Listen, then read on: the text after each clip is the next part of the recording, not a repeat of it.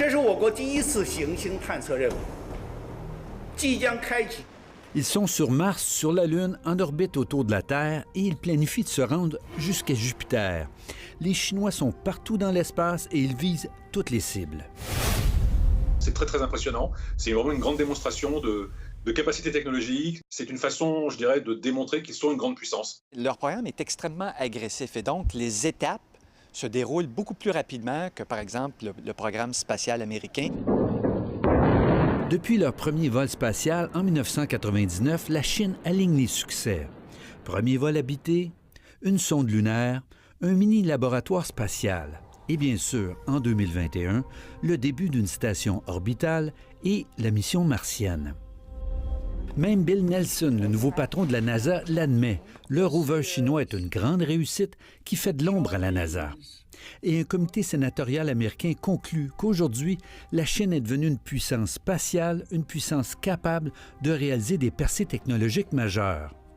Il faut dire qu'avec ses énormes moyens financiers, ses réseaux de satellites et ses 4 sites de lancement, la Chine a tous les outils en main.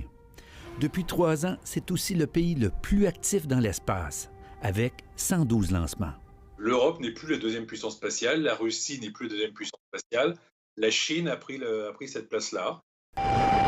Malgré tout, le programme spatial chinois a encore des étapes à franchir.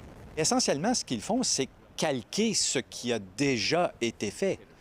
Ce n'est pas mauvais en soi, il y a de la science très intéressante à faire et c'est tout à fait légitime, mais ils n'ont pas produit, ou très très peu, ils n'ont pas réussi d'exploits qui sont uniques. L'Agence spatiale chinoise a aussi une forte tendance à travailler en vase clos.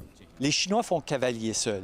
Je dirais que financièrement, ils en ont les moyens, mais peut-être qu'à terme, il y aura une forme de collaboration. Il faut dire que pour des raisons politiques et stratégiques, les Américains refusent l'accès à la Station spatiale internationale aux Chinois et pénalisent les États qui partagent de la technologie spatiale avec eux. Collaborer avec la Chine, c'est se mettre en porte-à-faux avec Washington. Mais le nombre d'agences spatiales dans le monde augmente et certains pays se disent qu'ils obtiendront plus en collaborant avec la Chine qu'en collaborant avec Washington. En invitant éventuellement des astronautes de pays amis dans l'espace, la Chine augmentera aussi sa sphère d'influence et marquera d'autres points dans la nouvelle course à l'espace. D'abord, l'objectif de la Chine a été de rattraper tout le monde, puis d'égaler tout le monde. Dépasser tout le monde, ça sera l'étape suivante. Ici Normand Grondin, Radio-Canada, Montréal.